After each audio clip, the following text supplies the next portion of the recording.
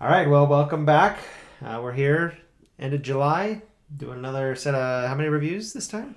Four this time. Four. And those are the nines and tens. How many other books did you read this month? I read a bunch of them. I had a hard time finding ones that I really felt good about And so you just this month. did you finish them, or would you just I finished abandon them? most of them, but they were eights and a few lower than that. Okay. And they're eights just because the story wasn't good enough. Uh, Good story, but it just hasn't really engaged me. Okay. 9 is when I get engaged, and Okay. 10 is when I really enjoy it. Okay. The next book is Nascent by Tony Corden. Is that not Nascent? Maybe it's Nascent. This is a dystopian fantasy series named The Stork Tower. By dystopian, I mean that humanity is jammed in cheek to jowl, and they're doing okay, but part of the population is being totally left behind. Did you read this one a while ago? Yes. Okay. I was Yes. gonna say this is on my Kindle waiting to read. I just haven't done it. I'm like, Yeah, I went back and read the whole series again. is that good? I read the first book. It says we ought to talk about it. I read the first one, and I just went through the whole series. It was that good. There are 8 books in it so far. It's not finished. There's 474 pages in the first book. The problem is that Tony Corden has left this series in 2021 to write 2 other series, and he's going to come back to it sometime. Maybe. But the So other he doesn't series die. are set in the same world. Okay. Okay. And is this other series as good as this one? I've got one of the other series is the next one in line. Okay. The protagonist is Atherlia Carroll.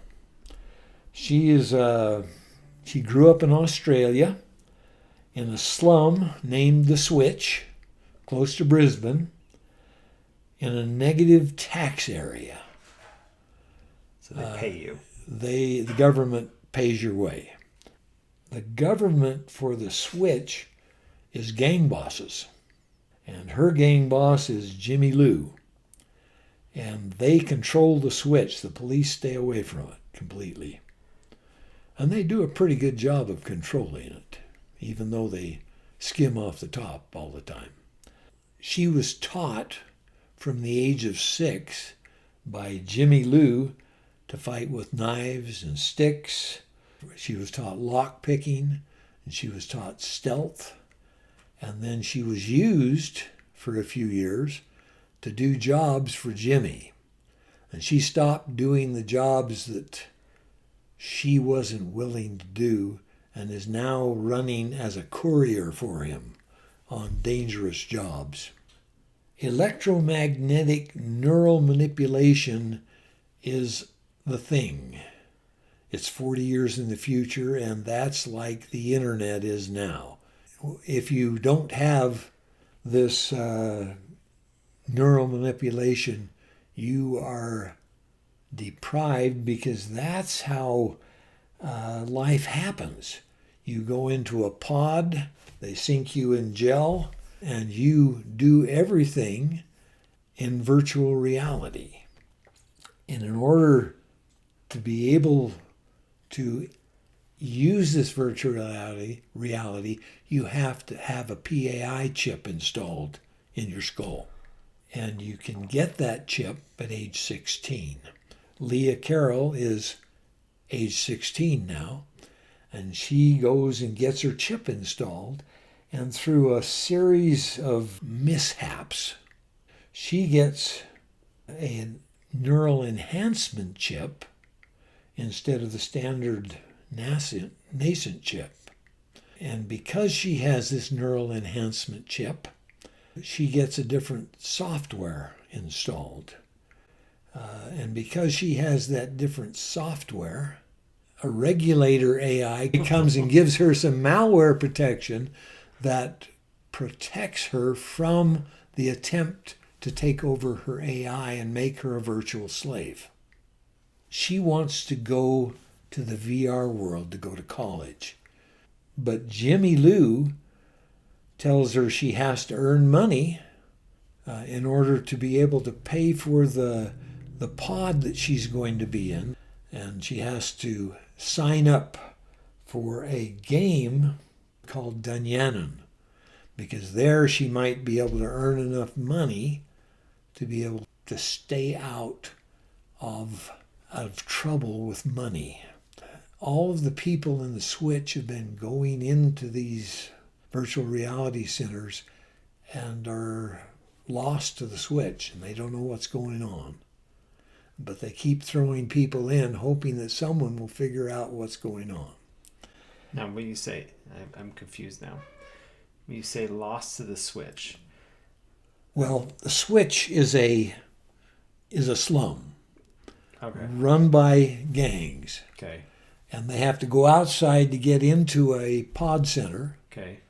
And they're never heard from again. She joins the game Dunyanon and turns out to be really good at it. Her learning with Jimmy to fight and to do stealth and all that, she finds things that everyone else has passed up and begins earning money very quickly to where she's earning more than she ever dreamed possible. She immediately, when she escapes this virtual reality slavery, immediately gets crossways with some very rich and powerful and politically influential people that don't like the fact that she blamed some people that are the children of these very famous, powerful, rich people for trying to hijack her AI, and they're in trouble now with the police. And the people are trying to get out of it and trying to talk her into saying that they really didn't do anything. But she finds evidence in the game that there are almost 750 million people that are in virtual slavery because their PAI chips have been overwritten with the slave software. And so she immediately makes it her goal to end virtual slavery wherever she can find it. And that just pushes her up against some very powerful people. And it is a fun book to read. It's just, she's a happy-go-lucky girl that keeps running into major problems that she keeps solving, and solving with flair to where it's fun to watch and fun to listen. She's probably overpowered. So what'd you rate it? I rated it a 10. This is good. Another excellent book. This is an excellent book. I thoroughly enjoyed it. There's no profanity in it.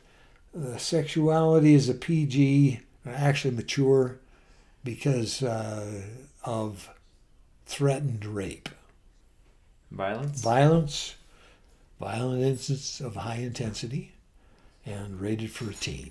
And why in this book is there high intensity violence? Because people are coming after her in real life to stop her, what she's doing in game.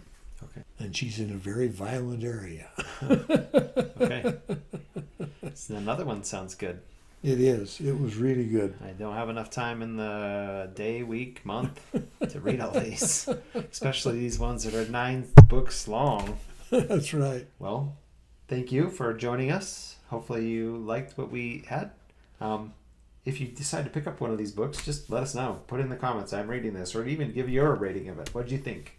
It's interesting to know when people read them, and it's interesting to know, how did your ratings compare to ours? I know somebody mentioned, like, they were sad that a book didn't make it onto our top 6, and I responded to the comment saying, it's highly subjective. They're all good. So we hope you are enjoying what we have. They're 9s or 10s, and last month we gave you my favorite ratings, yeah, which is entirely different than your favorite ratings. And those favorite ratings were, you had to comb through them 15 times. Yeah, I had to go through it time and time again and say, I like this one better than that one. I like that one better than that one. I think you said Primal Hunter didn't make it on the list. No. And so I was like, well, this is a very subjective thing. So hopefully we're just. And I really like Primal Hunter. I still like Primal Hunter. I'm still buying those books as fast as they put them out. So hopefully you're enjoying the content. We'd love to hear from you if you decide to pick up one of these books, and just let us know what you thought of it. Thank you. Good reading.